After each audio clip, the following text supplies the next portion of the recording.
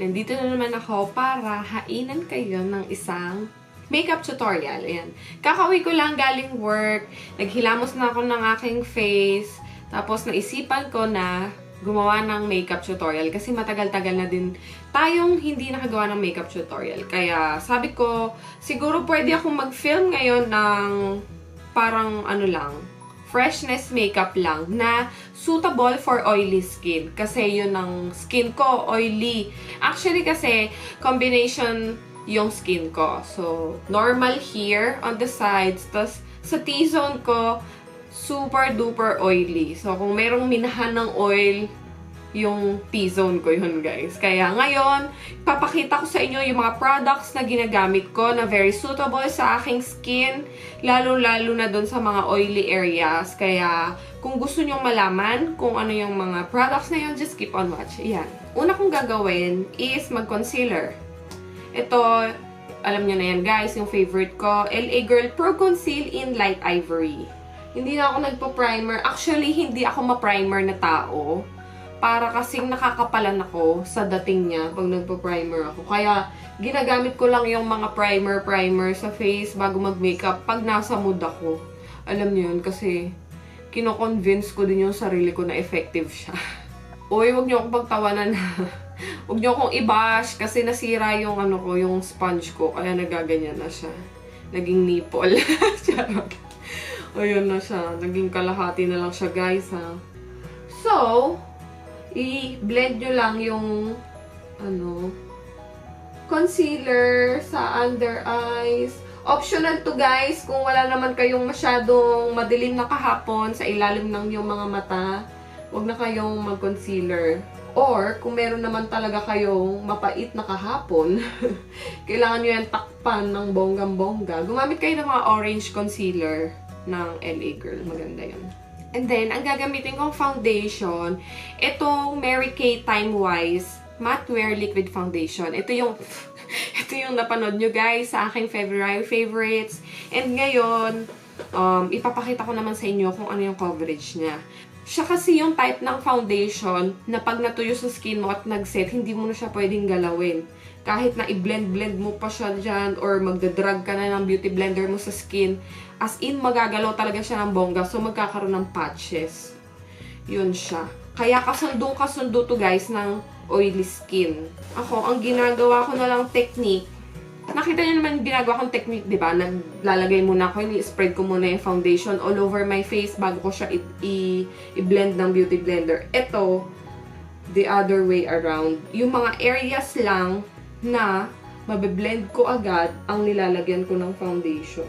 Tapos, ang technique ko na lang din na ginagawa dito, habang basa pa siya sa skin or habang melted pa siya, blend lang ako ng blend para i-absorb talaga siya ng skin ko and yung consistency niya is maging second skin ko na lang. Parang ganun. Kung katulad kita na merong mga nagwawalang pores or very proud sa pagkalaki nila, I will suggest you guys na gumamit talaga ng primer that will hide your pores and prime your face well bago nyo gamitin itong foundation na to. So, ayan, nakita nyo naman siguro kung ano yung coverage niya. Dito, mapula-pula pa yung face ko kasi ito yung side na wala pang foundation and talagang visible yung mga redness and yung spots na may mga dark spots.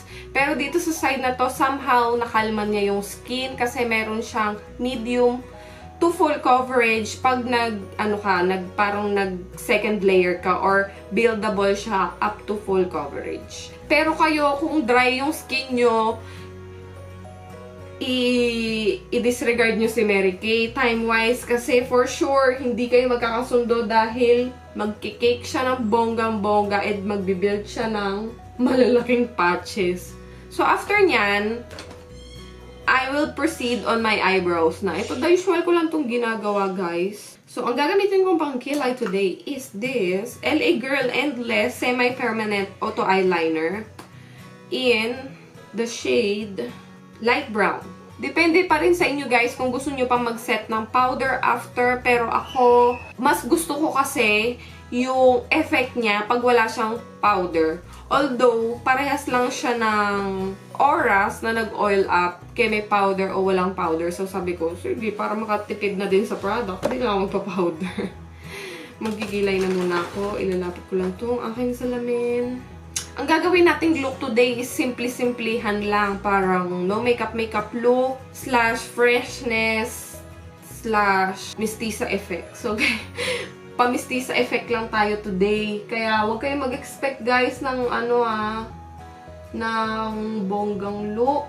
Actually, yung mga yung mga glam look na yan, gumagawa ako ng tutorial niyan pag meron akong ginagawang one brand tutorial. Doon ako talagang nag-explore or nag-exert ng effort para makakreate ng bonggang look talaga. Pero ito, swak to sa mga on the go na magme-makeup lang para pumasok sa work, para mag-shopping, para makapag-date, ganyan.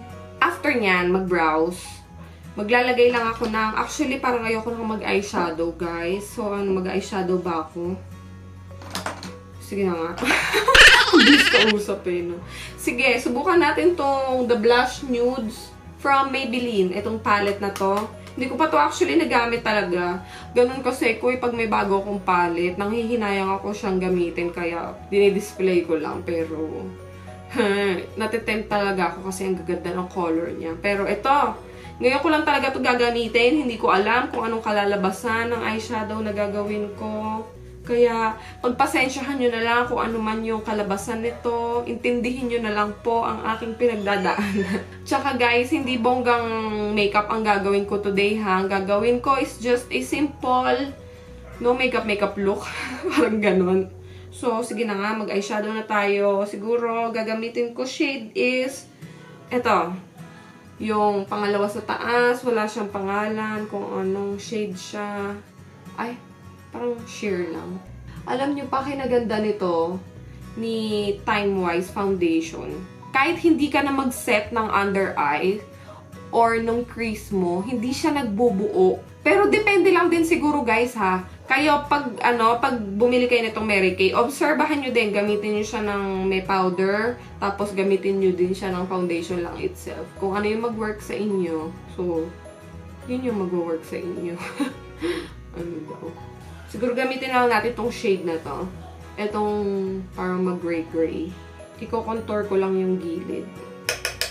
Ayan. Ganyan lang tayo ang peg natin. Tapos, I will highlight my lid using this shade.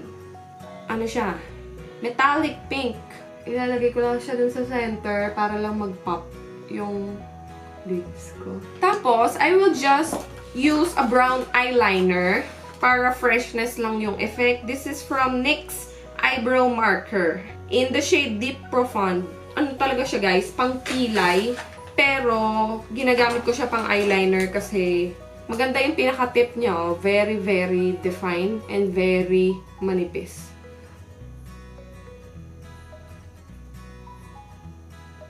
After lining my eyes, I will then proceed on coating my lashes with this Fashion 21 water-resistant mascara. Ito din yung nakita nyo sa aking February favorites.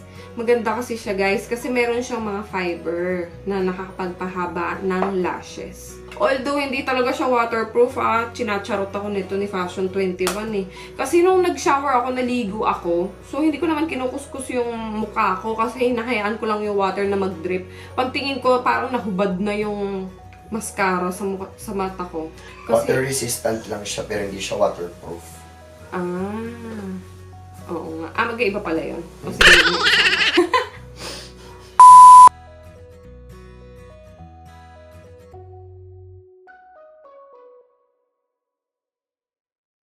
ito yung may coat na ng mascara and yung wala pa. Kung nakita nyo guys, no, kahit papaano, talagang napahaba niya yung aking flake mata. Nakalimutan ko mag-curl. Pero kaya rin na yun. Okay lang yan. And then, syempre, lalagyan mo din yung ilalim. Huwag kayong manghinayang maglagay ng mascara. Kaya nga, pwede kayong mag-try ng mga local mascaras.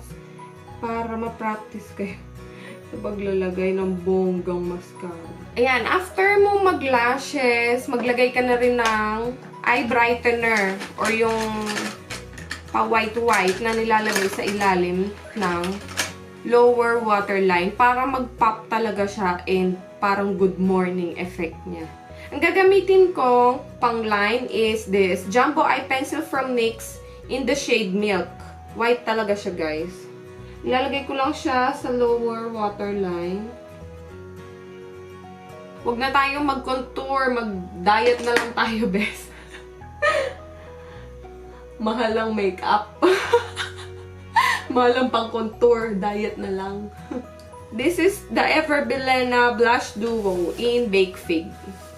Pag napapula, go back with your beauty blender and pat some more. I will add another blush. This is from Milani, Bake Blush in Dolce Pink. Kasi meron tong mga glitters na gold. Kaya ayun, lalagay natin. Well, actually, kasi napansin ko na dahil nga kinokontrol ko yung too much oil or yung effect na talagang oiliness dito sa T-zone, kaya hindi na ako nag-highlight sa nose. I don't even contour na kasi parang natural looking nga lang yung gusto kong ma-achieve. But then, nagdadagdag na lang ako ng mga katulad nito parang highlighter dito sa cheeks para magkaroon lang siya ng konting pop. Dahil naman sa face ko, ito yung normal na skin type. Kaya sabi ko, pwede siguro ako mag-add ng something dewy dito sa part na to. So, yun yung naisip ko sa cheeks. Tapos, for the lips, we'll go sa mga tint-tint lang. Hindi tayo magpo-full lipstick dahil nga para relaxing lang yung aura ng makeup natin. Ito yung gamit ko. This is from MUST Yepunoni, yung website na palagi kong binabanggit sa inyo.